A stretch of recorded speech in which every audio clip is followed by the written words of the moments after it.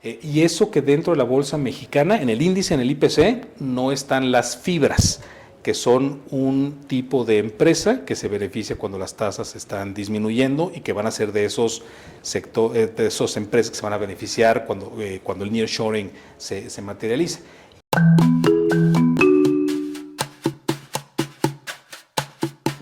Muy emocionado de esta sesión.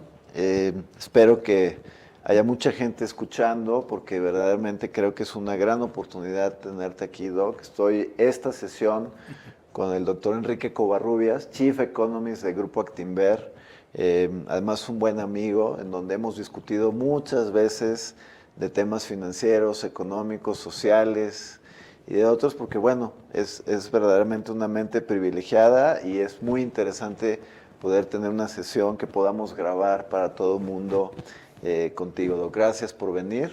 No, al contrario, gracias Luis, qué honor estar aquí y qué bueno que tengamos esta oportunidad de platicar pues de muchas cosas, ya me dirás, del cierre de año, del próximo, lo que quieras hablar. Justamente. De repente nos vemos, nos cruzamos por ahí, intercambiamos algunas ideas de todo lo que ha sucedido este 25. Y vaya que ha sucedido. Y vaya que ha sucedido. Quisiera aprovechar la oportunidad que estás aquí para un recap bastante breve del año del 25, que creo que ha sido un año en donde se han sembrado cosas o han salido elementos tanto financieros, económicos, políticos que van a delinear el 2026 y justo la intención es que pues entendamos cómo ves el 2026 y qué deberíamos de esperar. Pero antes de llegar ahí, regresemos al 2025.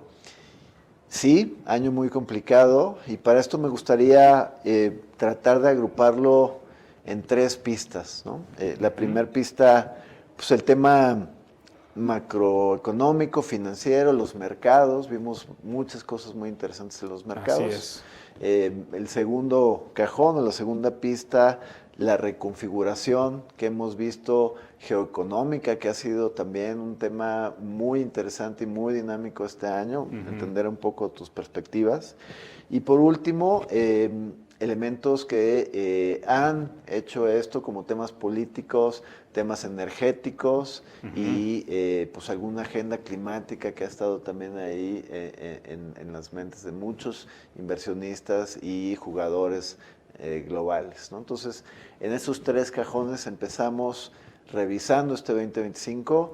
Del primero, el tema macroeconómico, financiero, mercados. ¿Qué nos puedes decir de este año para poder entenderlo mejor? Sí, y son temas que además están muy integrados entre los tres, ¿no? Es muy difícil en estas épocas separar la parte económica de la política o de la climática, de la social, son muchos temas que se comparten. Pero tal vez para entender este 2025 que está por terminar, creo que también es importante hacer un poquito de memoria de hace un año, cuáles eran los temas que pensamos que iban a definir este año. Y todavía hace un año el principal tema era que los gobiernos y los bancos centrales del mundo estaban a punto de terminar el mayor experimento de inyección de liquidez en la historia. La pandemia fue un momento pues, muy complicado en muchos sentidos. Al inicio pues vimos una dinámica muy volátil en los mercados, una dinámica muy complicada en los procesos de inversión de las empresas a nivel global. Se tuvo que inyectar liquidez a través de comprar activos financieros, a través de darle apoyos fiscales a las empresas, incluso apoyos personales en el ingreso de los hogares del mundo. Ocasionó un momento de inflación sumamente complicado. De hecho, no habíamos visto un nivel así de inflación posiblemente desde los 80 en la mayoría de las economías del mundo. Y la reacción inicial de las autoridades fiscales y monetarias, una vez que esa inflación llegó, pues fue intentar controlarla a través de tasas muy elevadas.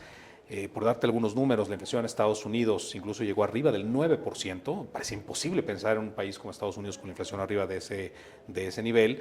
La tasa de referencia en Estados Unidos, que pensamos que a lo mejor podía ser parecida a la de Japón, que se mantuviera durante muchas décadas pegadas al 0%, pues cómodamente arriba del 5% en ese momento. Y este año me parece que cuando arrancamos con un proceso macrofinanciero primero, en el cual la expectativa claramente para todo el mundo era que íbamos a estar viendo un ajuste hacia la normalización. Normalización significaba en la parte macrofinanciera la reducción de tasas, la reducción de la inflación que estaba permitiendo estos ajustes y un crecimiento que también claramente iba a ser menor al de los años donde había mucha inyección de liquidez. El principal determinante, yo creo, del entorno macrofinanciero es lo que hace el Banco Central de Estados Unidos. El año pasado tuvo la oportunidad la Reserva Federal de recortar la tasa 3 veces. Las últimas 3 reuniones, de hecho, del año pasado, en la primera de esas reuniones recortó 50 puntos base, 2 recortes de 25, para un total de 100 puntos base de recorte. Y este año, durante gran parte del año, por temas que ahorita platicamos, temas sobre todo asociados al presidente Trump, no pudo recortar la tasa tanto como hubiera querido, pero en este final de año otra vez está pudiendo recortar tasas. Lo mismo que el año pasado, las últimas 3 reuniones, 3 recortes de tasa, de 25 puntos base cada uno, y con eso otros 75 puntos base de recorte. Y pues con estos recortes de tasa que vimos en Estados Unidos, los bancos centrales del mundo también han estado pudiendo recortar las tasas. Los mercados financieros, pues siempre cuando hay recortes de tasa, las bolsas se ven un poquito mejor, no es el único factor, pero este proceso de normalización macrofinanciero creo que se originó por ahí.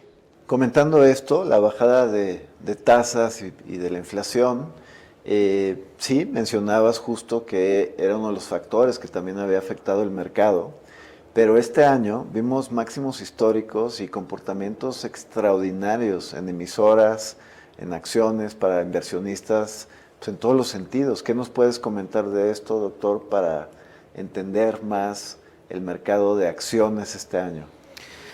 Sí, y son muchos factores que están también combinados para entender la dinámica, sobre todo la bolsa americana, ¿no?, que ha sido de las bolsas más sobresalientes en este 2025.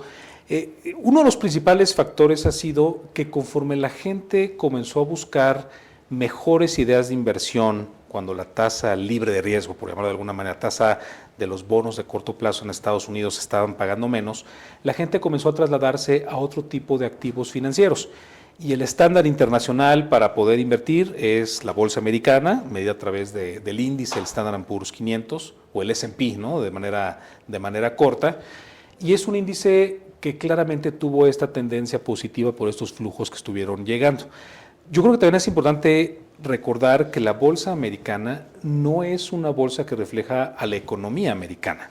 Son empresas globales, son empresas que producen en todo el mundo y empresas que también venden en todo el mundo. Uno puede pensar en empresas como Apple, que tienen fábricas en todo el mundo y también venden en las principales economías.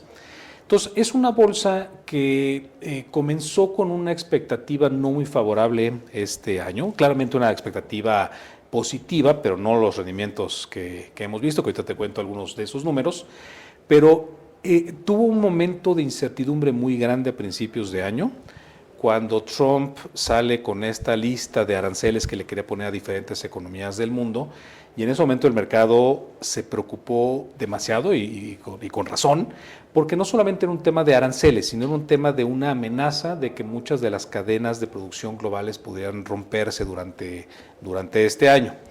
Pero una vez que ese ajuste se dio y comenzó a aclararse, como había sido en la primera presidencia de Trump, que este tipo de situaciones son de corto plazo y que Trump dice mucho, pero realmente se ejecuta bastante menos, la bolsa americana recuperó rápidamente esa pérdida, recuperó máximos históricos en unas cuantas semanas y durante esta segunda mitad del año pues no ha dejado de subir la bolsa en estos momentos. Algunos sectores, como el sector de telecomunicaciones, donde está Google, y todo el sector de tecnología, pues llevan casi 25% de rendimiento en lo que va del año ya. Y eso también nos permite recordar que las empresas que cotizan en la bolsa americana también tienen un enfoque de tecnología que es muy inusual a nivel global. Tenemos empresas como Nvidia, Apple, Meta, Alphabet, en fin, muchas de esas empresas de tecnología que además de todo el entorno político, del entorno de tasas, de la fortaleza o debilidad del dólar, también estamos en este 2025 en medio de una revolución de inteligencia artificial. la demanda que hay por todo tipo de algoritmos, de centros de datos, de telecomunicaciones, de sistemas de enfriamiento, de electricidad para estos centros de datos, todo ello pues ha aportado a que además de lo que ya había comentado, pues se dé este impulso adicional en la bolsa americana. Las valuaciones de estas empresas son valuaciones que en su mayoría apuntan a que parecen empresas caras, es decir, que los precios de estas empresas uno pensaría que no deberían estar reflejando pues los ingresos esperados, ¿no?, a través de estas valuaciones. Y a pesar de eso, cada que las empresas reportan, los ingresos que están reportando, pero mucho más que superan las expectativas del mercado, tanto en ingresos como en utilidades, y entonces realmente están cumpliendo estas empresas con la expectativa que el mercado trae. Y para este cierre de año, ya le faltan 6 semanas a este cierre de año, pues la mayoría de los analistas globales siguen pensando que la bolsa americana todavía podría estar subiendo, seguir alcanzando máximos históricos, y los 7,000 puntos para el Standard & Poor's ya no se ven tan lejos de la realidad. Lejos. Sí.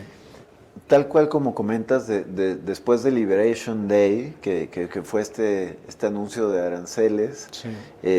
empezó esta volatilidad, esta incertidumbre, pero la segunda parte del año, creo que el diálogo más fuerte fue justo la inteligencia artificial, ¿no?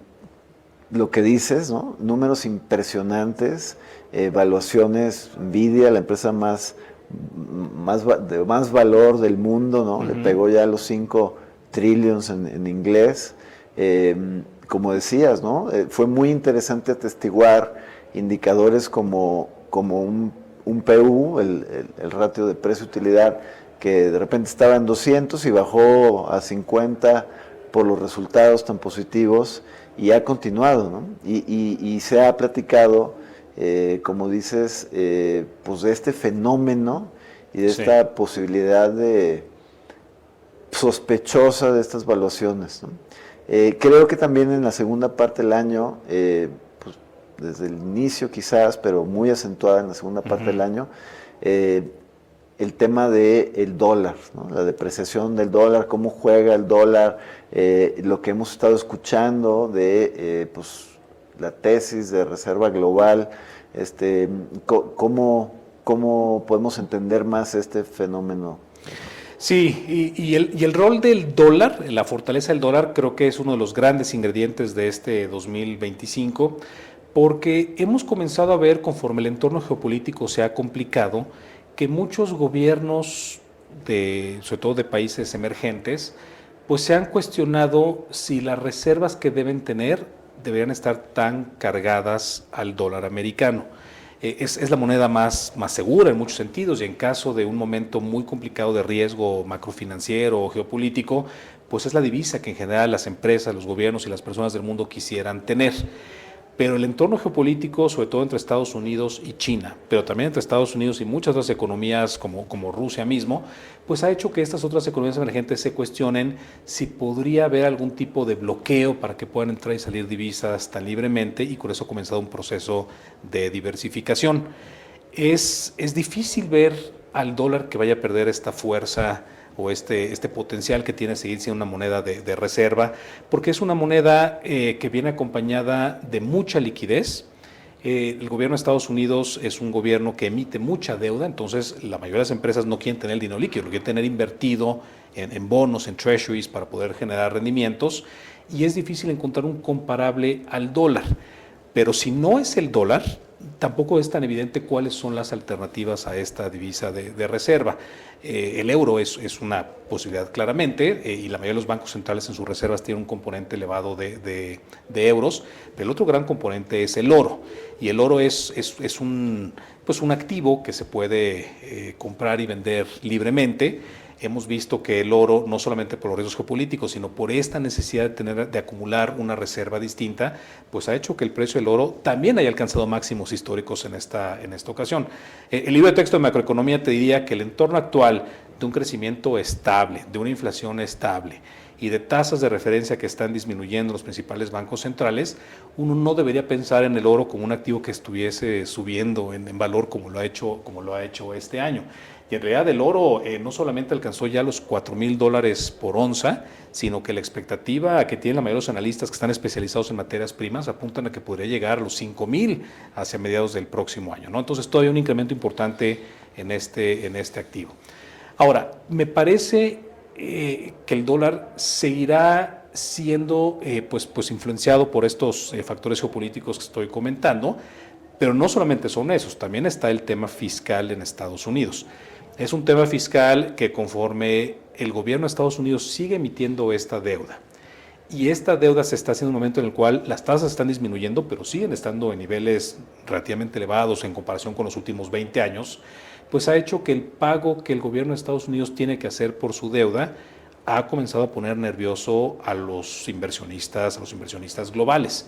Hemos visto, de hecho, en el momento de grabar este podcast, están saliendo los anuncios de que el cierre del gobierno en Estados Unidos ya terminará, ya se están llegando a algunos acuerdos, ya se están otra vez reincorporando los servidores públicos a trabajar, pero esto se está dando después del cierre más largo en la historia de Estados Unidos. El cierre duró más de 40 días y es solamente un ejemplo de las diferentes presiones fiscales que existen en Estados Unidos y esta falta de confianza en el dólar, que solamente por el tema de Estados Unidos, además del tema geopolítico, se está pues acumulando en los mercados financieros. Platicamos el otro día, ya hace tiempo, y lo hemos platicado varias veces. En realidad, cualquier alternativa no solo de reserva, sino de pues, moneda, digamos, adoptada común global, pues está muy por abajo todavía de la realidad y de la espalda que ofrece el dólar, ¿no? Sí. Pero mencionaste varias cosas que creo que es muy interesante, sería muy interesante revisar. La perspectiva de inversionistas a nivel global, algunos temas políticos, y quisiera ahorita entrar justo en la reconfiguración geopolítica, geoeconómica que ha sucedido este año, que también ha sido interesantísima. Sí, y creo que esta frase de reconfiguración creo que resume muy bien lo que hemos visto en los últimos 2-3 años y con altas probabilidades lo que vamos a estar viendo en la siguiente década. Yo creo que también es importante para ahondar en este tema recordar que antes de que comenzara la pandemia, el mundo ya estaba en medio de un conflicto político y social que parecía muy inusual desde ese momento. Vimos en una secuencia muy acotada de tiempo que llegó el Brexit, que llegaron movimientos antisistema en todo el mundo. O sea, Trump es claramente uno de ellos, pero llegaron este tipo de movimientos en América Latina, en Europa, en Asia, en prácticamente todo el mundo hubo movimientos antisistema.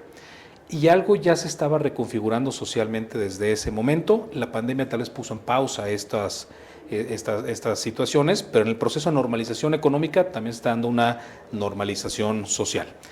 Y creo que parte del nerviosismo que vimos antes de la pandemia en el entorno económico era que un mundo tan globalizado era un mundo que parecía que tenía ciertos límites, porque mientras más pulverizada estaba la producción, sobre todo del sector manufacturero, pues uno podría pensar que tal vez no había tantos riesgos, pero conforme los riesgos sociales comenzaron a acumularse, las empresas se dieron cuenta de que sí había riesgos en costos de transporte, sí había riesgos en cambios de gobiernos en muchas economías emergentes y desarrolladas, y poco a poco las empresas globales comenzaron a buscar reposicionar sus procesos de producción, no necesariamente en lugares más cercanos a sus corporativos, pero sí en países que fueran más amistosos y más alineados a los intereses donde estaban los corporativos.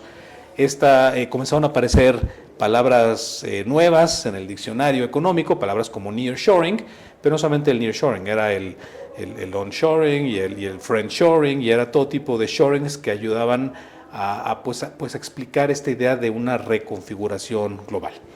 El más importante de estas reconfiguraciones, en mi opinión, es la guerra económica que tiene Estados Unidos y China, una gran potencia que es China, una potencia económica, militar, diplomática, social, en muchos sentidos, un competidor directo con Estados Unidos.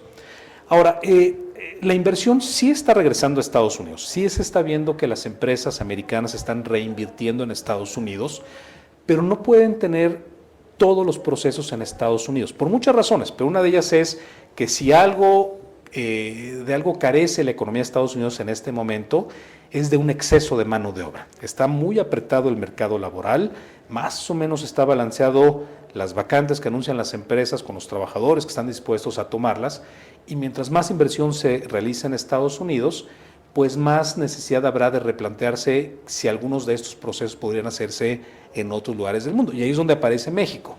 México es un país que al inicio de este proceso de nearshoring, pues aparentaba que México podía ser uno de los grandes ganadores, y en algunos sentidos lo ha sido. No se ha dado la promesa que parecía hace un par de años para la economía mexicana. Yo te diría, Luis, que la inversión asociada al nearshoring con México en Estados Unidos comenzó a darse un poco en Texas. En Texas comenzó a darse también una renovación, por ejemplo, de los cruces fronterizos para que los trailers pudieran llegar más fácilmente entre México y Estados Unidos. Para darte algunas cifras, hace 10 años cruzaban cada 12 meses cerca de 3 millones de trailers la frontera entre Estados Unidos y México, pero con este proceso de renovación de infraestructura en Estados Unidos se logró que el número de trailers que cruzan la frontera llegara a más de 10 millones cada 12 meses. Entonces sí hay ciertos como focos verdes acerca del nearshoring, pero la inversión en México y la infraestructura en México necesario para poder alcanzar los niveles que parecía esta promesa, pues creo que es una de las grandes dudas que existen en este momento. Este diálogo yo lo he visto y también lo hemos platicado, mencionabas desde la pandemia, donde se evidenció la vulnerabilidad de depender de las cadenas productivas, logísticas, cosas inesperadas, pues se interrumpieron, ¿no? Y ahí creo que el diálogo empezó más hacia el tema de nearshoring, que después mencionabas el friendshoring, ¿no? Ya el tema político creo que es predominante para las decisiones políticas globales, y creo que cada vez vemos resultantes de esto más pesados y más fuertes, ¿no?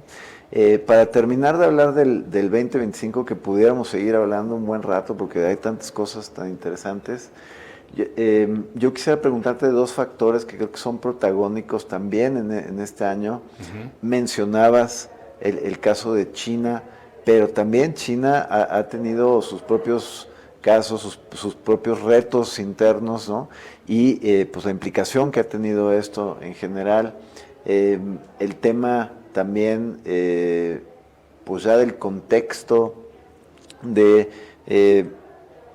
la fatiga, digamos, geopolítica también, tema de Rusia, Ucrania, tema de Medio Oriente, todo esto que hemos presenciado este año, que indiscutiblemente ha tenido efecto en los mercados, en la percepción de los inversionistas. Para terminar de entender con estos factores el 2025, ¿qué nos puedes decir al respecto?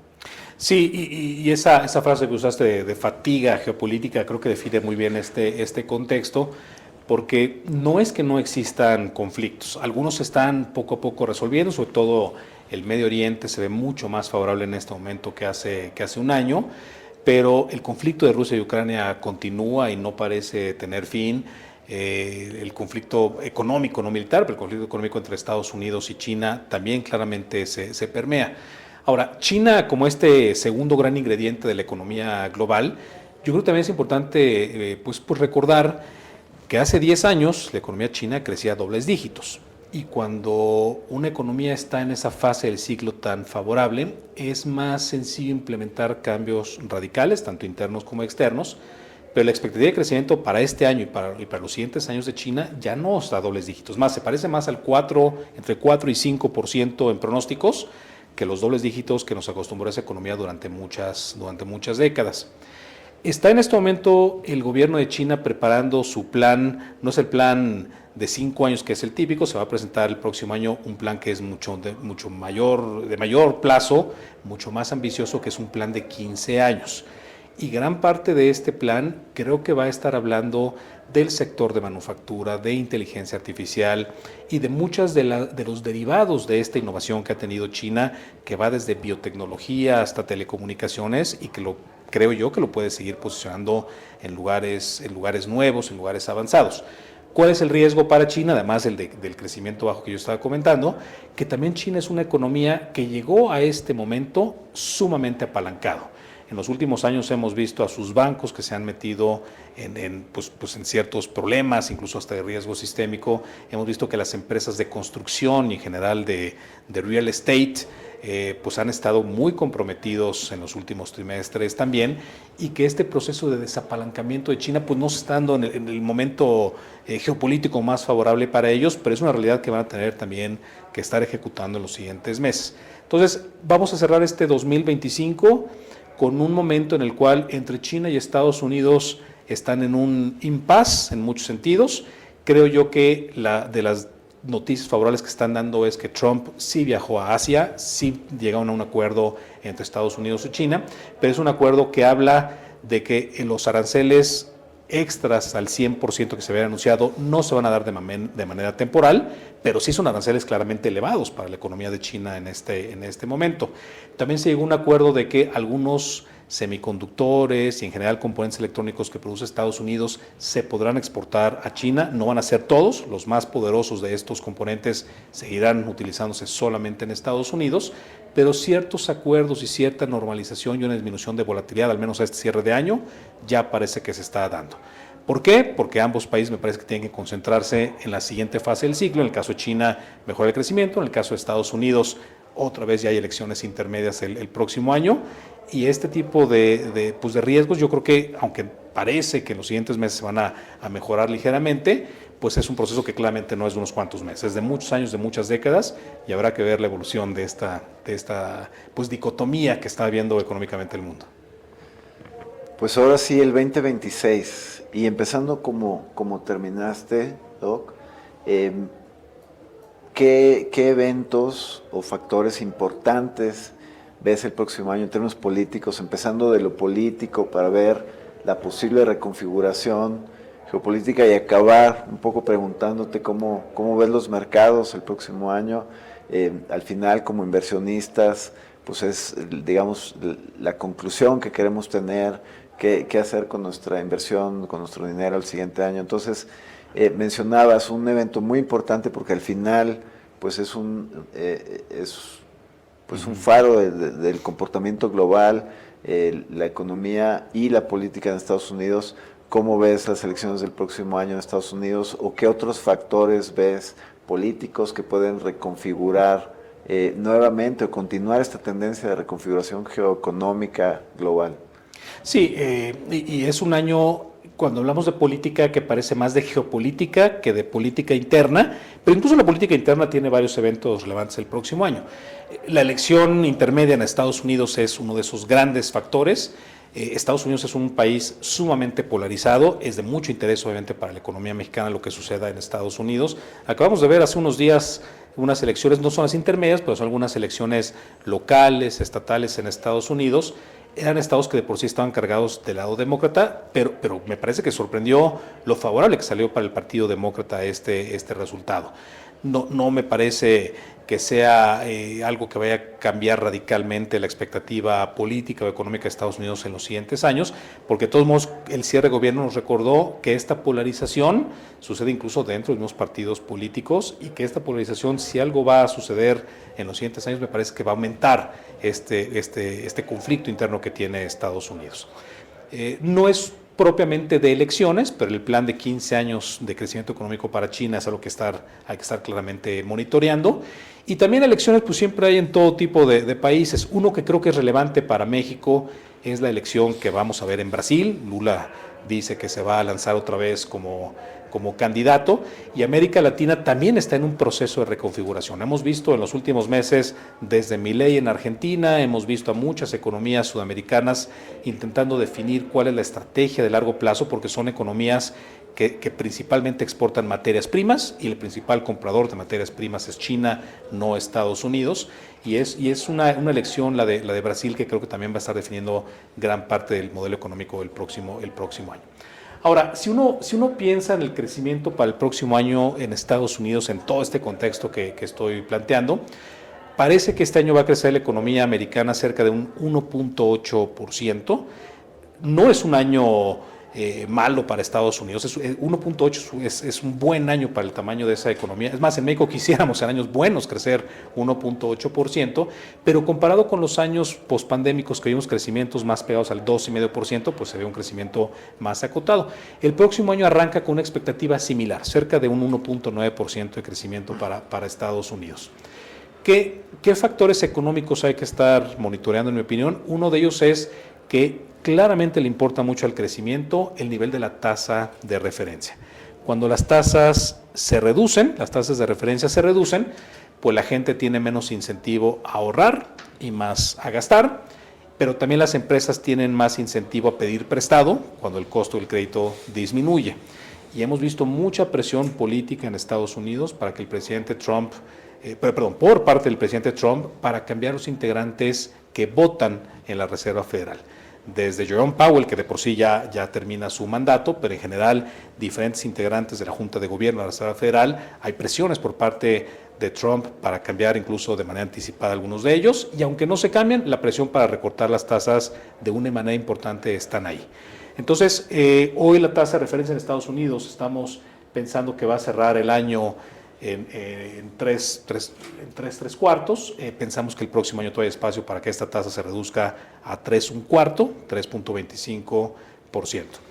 Y para el caso mexicano, pues la dinámica es parecida en cuanto a tasas e inflación, pero distinta en crecimiento. Y te voy a decir a qué me refiero. Este año la economía mexicana prácticamente no va a crecer. La mayoría de los analistas están esperando un crecimiento este año de entre 0.5 y 1%. Nosotros estamos pensando un crecimiento alrededor del 0.6%. Y solamente por un efecto de comparación, el próximo año la economía mexicana va a estar mejor. ¿Qué tan mejor? Pensamos cerca de un crecimiento del 1.8%.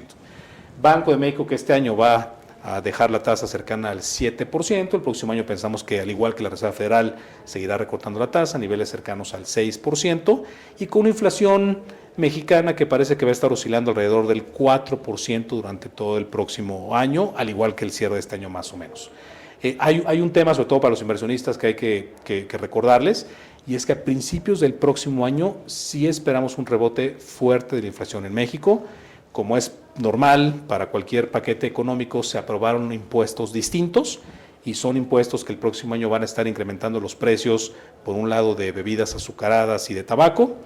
Por el otro lado, vamos a estar viendo también que ciertos aranceles, como parte de esta negociación con Estados Unidos, se van a implementar, y quiere decir que algunos productos importados van a subir de precio. Y también el salario mínimo, que la expectativa es que se esté incrementando entre 15 y 18% el próximo año. Es la propuesta que la CONASAMI está discutiendo en este momento, y las tres cosas en su conjunto hablan de un rebote fuerte para la inflación que podría llegar incluso a niveles cercanos al 5% al arranque del año, pero es un efecto de una sola vez, antes de que la inflación regrese a una trayectoria más normal, más pegada al 4% en nuestros cálculos. Para el siguiente año, entonces, una tendencia todavía a bajar tasas, digamos, en Estados Unidos, igual aquí con cierta presión inflacionaria, pero también pensando en que la tasa seguiría en esta tendencia bajista. Además de estos elementos macro, ¿qué otros elementos, por ejemplo, el tema de esta carrera de capacidad de cómputo de AI global, el TMEC que está en la mesa también, que obviamente tiene una relevancia importante dentro de la expectativa de México y de las propias inversiones nuestras? Sí. ¿Qué nos puedes comentar de esto, doctor? Sí, y esa última parte también es una diferencia importante. Hablamos en este 2025 solamente de esta guerra arancelaria, por llamarlo de cierta manera. Son aranceles que le puso Estados Unidos a muchas economías del mundo. A México fue de las economías a las cuales también nos puso aranceles, pero en la práctica los productos mexicanos que llegan a Estados Unidos están siendo exportados con un arancel cercanos al 4,5% de manera efectiva. Pero esa es una discusión distinta del Tratado de Libre Comercio. Con o sin guerra arancelaria, de todos modos había que reabrir el Tratado de Libre Comercio el próximo año, comenzar un proceso de negociación. Pues la información que sale en los medios de cómo van avanzando estas negociaciones, pues me parece que se pueden resumir en una negociación que, aunque sí podemos pensar que va a acabar siendo favorable para México, es una negociación que indudablemente va a estar llena de baches, que vamos a estar viendo incertidumbre, como lo vimos en la negociación previa de este Tratado de Libre Comercio. Y también recordar que el Tratado de Libre Comercio es solamente un aspecto, el de comercio internacional propiamente. Creo que es parte de un proceso de relación bilateral que es mucho más amplio, donde México y Estados Unidos están buscando un nivel de cooperación que va mucho más allá de lo económico. Tiene que ver con temas de migración, de seguridad fronteriza, en fin, son muchos temas que están discutiéndose en este momento en la mesa. Me parece que hace todo el sentido que salgan bien las negociaciones, pero insisto, con un proceso de volatilidad importante en el camino. Ahora, las consultorías políticas internacionales, los porcentajes que le dan a este tipo de procesos, es algo así como 2/3 de posibilidad a que aunque el Tratado de Libre Comercio se esté renegociando, simplemente se patee durante un tiempo largo, que continúen los aranceles actuales y no se llegue a un acuerdo exactamente, pero que siga funcionando como es el status quo hoy, no el de hace un año que no había aranceles, como están hoy, que se mantenga así durante algunos trimestres más, como 2/3 de probabilidad de dar a ese escenario.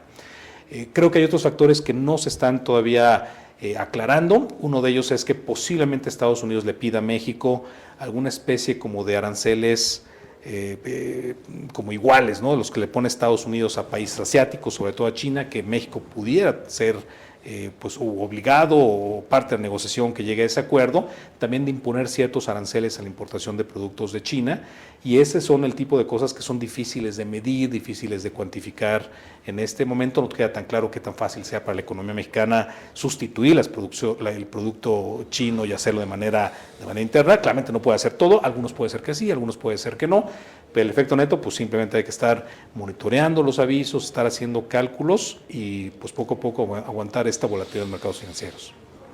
Este escenario, ¿no? que seguramente hay todavía muchas cosas que van a salir, tanto políticas a nivel global, macro, internas también, ¿no?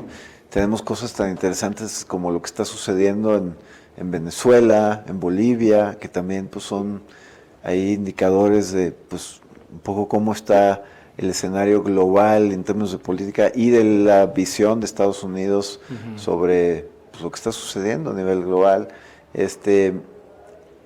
¿Qué significa todo esto? Ya platicamos un poco, pero quisiera preguntarte tal cual, ¿qué significa esto el próximo año para nosotros inversionistas? ¿Qué sectores, qué expectativas hay? ¿Tasa, mercado? ¿Qué es lo que ves? Sí, correcto, ¿no? Y cuando uno voltea a ver los países menos líquidos, menos desarrollados de América Latina, pues México, con todo lo que estoy comentando, parece un lugar muy atractivo para inversionistas globales. Y eso está haciendo que dentro de las diferentes bolsas del mundo, pero en particular de América Latina, pues sigan viendo a México como uno de los mejores lugares de América Latina para invertir. La Bolsa Mexicana no tiene empresas de tecnología, son empresas del sector principalmente manufacturero y de consumo y de servicios por el otro. Y la Bolsa Mexicana pues todavía tiene este atractivo, ¿no? Por parte de inversionistas internacionales dentro de América Latina. Ya comienzan a salir las primeras encuestas para el IPC al cierre del próximo año, y son encuestas que sugieren que incluso podría llegar a los 70,000 puntos la Bolsa Mexicana. Ahora, la Bolsa Mexicana es un activo de mayor riesgo que el de la Bolsa Americana, incluso cuando uno lo ve en pesos. Es una bolsa que es un poco más concentrada, pero me parece que hay mucho valor todavía en esta bolsa. Ahora, la Bolsa Americana... Sí, perdón. Sí. Este 2025 fue un muy buen año para la Bolsa Mexicana, ¿no? Sí, está siendo un buen año para la Bolsa Mexicana, indudablemente. Y eso que dentro de la Bolsa Mexicana, en el índice, en el IPC, no están las fibras, que son un tipo de empresa que se beneficia cuando las tasas están disminuyendo y que van a ser de esos empresas que se van a beneficiar cuando el nearshoring se materialice. Y a pesar de ese buen rendimiento para la Bolsa Mexicana, en general las expectativas son todavía un buen año el próximo año, llegando posiblemente a 70,000 puntos, lo que dicen las encuestas. Bolsa Mexicana, Bolsa Americana. Bueno, la Bolsa Americana tiene una dinámica también favorable en las diferentes encuestas, a pesar de que se ven algunos múltiplos, algunos indicadores como una bolsa que ya comienza a verse cara. la expectativa de la inteligencia artificial está en un momento todavía muy favorable y de hecho el sector de tecnología se ve en este momento como de los favoritos para los inversionistas globales. Hay un dato de inversión en capital de las empresas americanas que creo que refleja muy bien lo que podríamos estar viendo. Si uno voltea a ver los diferentes reportes, sobre todo de las empresas más grandes de tecnología, de las 7 magníficas que le llaman, estas 7 empresas han anunciado en los últimos 12 meses algo así como $300 mil millones de inversión en capital. Entonces todavía están esperando mayor demanda por sus productos, por sus centros de datos, sus servidores, sus diferentes semiconductores, servicios que producen estas empresas, y es el sector que se ve favorable en este momento. Quitando el sector de tecnología o algunas empresas aisladas, creo que en general los sectores es difícil encontrar uno que sea sumamente distinto al resto. La bolsa americana, el S&P, todavía tiene una tónica favorable. Y nosotros estamos pronosticando para el S&P que podría estar llegando a cerca de 7,200 puntos al cierre del próximo año. Pero ojo, con un momento de incertidumbre todavía, porque hay muchos factores que hemos estado platicando que al arranque de año se van a estar materializando. O sea, también en general la perspectiva es positiva para el mercado de Estados Unidos el siguiente año.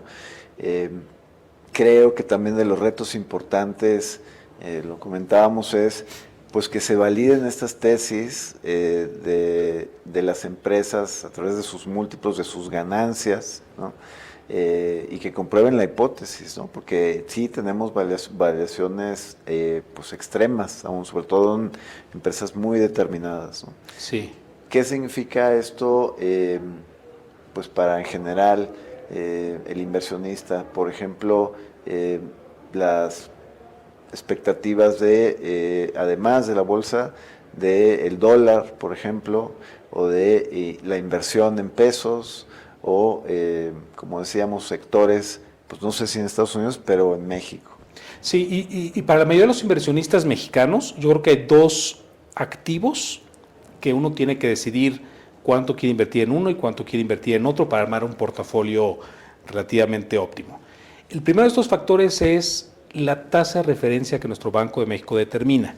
Es una tasa que, entre otras cosas, determina los CETES del gobierno federal.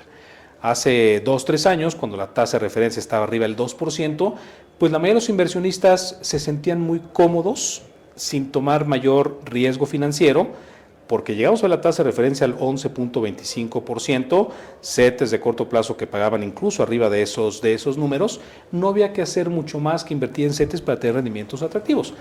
Pero esta tasa de referencia está disminuyendo, este año va a cerrar en 7%, el próximo año todo sugiere que va a cerrar cercano al 6,5%, y para algunos el 6,5% puede seguir siendo suficientemente atractivo, pero para otros tal vez ya no, y les gustaría tener un horizonte de inversión de mayor largo plazo para poder tener un poco más de rendimientos. Entonces, la bolsa americana pues es el termómetro para medir el mercado accionario a nivel global. Es un mercado que insisto, se ven adelantados diferentes empresas. El sector de tecnología se ve como la excepción a estos indicadores adelantados de la bolsa americana. Y típicamente lo que habíamos visto es que un inversionista que compraba la bolsa americana, al comprar la bolsa americana también compraban al peso mexicano implícitamente. Si las cosas salían bien, la bolsa americana subía, pero también si las cosas salían mal, el peso se depreciaba y hacía que se mitigaran muchos de los riesgos de invertir en el mercado accionario global. No ha sido el caso en los últimos años porque el peso se está fortaleciendo. En momentos buenos y en momentos malos el peso mexicano se ha fortalecido. Se han fortalecido en general muchas divisas globales, no solamente es el peso mexicano. Entonces este factor de diversificación pues no ha funcionado del todo. La pregunta del millón es si en los siguientes meses, en los siguientes años, pudiera haber la posibilidad de que el peso mexicano de cierta manera se normalizara, pudiéramos estar viendo alguna depreciación, pudiéramos estar viendo algún tipo de efecto de mitigación de riesgo cuando estos llegan a acumularse, y en general, mientras más bajas son las tasas, más probable es que el peso mexicano pudiera tener ese rol de diversificación. Es decir, todo este rollo es para decir, me parece que otra vez invertir en activos globales van a tener este beneficio de que no podemos predecir claramente todo, pero que en caso que las cosas salgan mal, el peso mexicano pudiera depreciarse y pudiera hacer sentido que si un inversionista en vez de tasas de corto plazo quiere una inversión de un poco mayor riesgo, que la bolsa americana sea una buena adición. La bolsa mexicana es una historia que no es de toda la bolsa, es una historia de empresa por empresa. Hay mucho valor en algunas empresas, pero me parece que a diferencia de la bolsa americana, hay que ser un poquito más cuidadoso en cuáles son las empresas que se pueden beneficiar en el entorno actual. Tener oro, yo sé que en máximos históricos recomendar tener oro parece algo difícil de recomendar, pero el proceso de reconfiguración global no parece haber terminado y parece un tipo de activo que en momentos complicados puede seguir generando algo de protección. Entonces, un poco de tasa de corto plazo mexicana, poco de oro, poco de bolsa americana, poco de empresas mexicanas escogidas bien nombre por nombre, y pues es más o menos la receta de inversión para el próximo año. ¿A cuánto ves el cierre del 2026 en los principales indicadores? Por ejemplo, tipo de cambio peso-dólar. Sí, bueno, el peso mexicano, el cálculo que nos da como precio teórico para este cierre de año, o sea, en las condiciones macroeconómicas, cuánto debería reflejar en el peso mexicano, nos da un cálculo de aproximadamente 18 pesos con 90 centavos. No está ahí el peso al momento de grabar este podcast, está más pegado al 18.40 que al 18.90, ¿no? Por esta debilidad del dólar y fortaleza de otros activos financieros. El próximo año, el valor teórico que nos da con el entorno macroeconómico que te conté, nos da un tipo de cambio pegado a los 19.5, es decir, con una tendencia de depreciación. Pero no hay que del todo pensar que el peso mexicano puede seguirse apreciando de corto plazo. Creo que sí se puede apreciar todavía un poco más en los siguientes meses, pero no creo que sea tan sostenible ese nivel ya más pegado a los 18, en una de esas incluso un poquito más abajo. En caso que se dé, me parece que son oportunidades para acumular un poco de dólares. El dólar es un activo financiero que cuando la gente lo tiene duerme tranquila. Tener un poco de dólares, porque típicamente cuando las cosas salen mal, se deprecia rápidamente las divisas globales, incluyendo el peso mexicano. Entonces, un poco de dólares en un portafolio siempre creo que es una buena opción. Básicamente, tú y tu equipo, y sé que son moving targets, entonces, dicho eso, ves el peso un poco más debilitado con el precio teórico, con el disclaimer que nos das, ¿no? Pero cierre del 2026 a 19.40, bolsa mexicana IPC 70,000 puntos. El S&P también arriba de 7,000 puntos. S&P 7,200, creo que 7,200, correcto. Inflación en México con algo de presión al inicio del año, pero el cierre del año del 26 con algo de recuperación. Entonces, ¿la ves en cuánto la inflación en México? Arriba del 4%, muy pegado al 4%. O sea, todavía cercano al rango de Banco de México, pero ya en la parte alta de este rango. O sea, todavía una tasa real que, como decías, puede ser atractiva para seguir teniendo inversión en deuda. Correcto, esta tasa que es la tasa de referencia por arriba de la inflación, pues México sigue teniendo una tasa muy atractiva, ¿no? Con una expectativa de inflación al 4%. De inflación y la tasa de referencia hoy al 7, pues este 3 puntos de tasa real sigue siendo un lugar atractivo, y también eso explica parte la fortaleza del peso mexicano, porque inversionistas globales les gusta posicionarse en este tipo de instrumentos. Y en general la economía mexicana de este año, un poquito arriba del 0.5, 0.6, un mejor año en general de crecimiento económico para el siguiente año. Correcto, si el punto de comparación hace que aunque no sea un gran año el próximo, nada más por compararlo con este año de mucha debilidad, pues se ve mejor este crecimiento económico. Yo llamaría arriba del 2% un buen año para la economía mexicana, pinta para crecer entre 1,5 y 2%, entonces pues un año mejor, pero todavía un año relativamente débil. Pues muy interesante, doctor. Al final creo que las expectativas son positivas en general. Sé que todo puede suceder, cisnes de todos los colores pueden aparecer, pero pues con la información actual y dado tu equipo y tu estudio, pues básicamente un buen año para Bolsa Mexicana, Estados Unidos, algunos challenges de empresas que están con valuaciones muy grandes, comprobar esas tesis de evaluación con sus crecimientos en ingresos. Y bueno, lo que comentábamos, expectativa de peso, dólar, inflación, etcétera. Muchas gracias, doctor. Como siempre, voy a seguir buscándote para tener estas discusiones y tratar de invitarte para compartir un poco el diálogo con todo el auditorio del podcast. Muchas gracias por participar. Muchas gracias a ti, Luis, y muchas gracias a toda la gente de Acelera Academy que nos está escuchando el día de hoy. Gracias.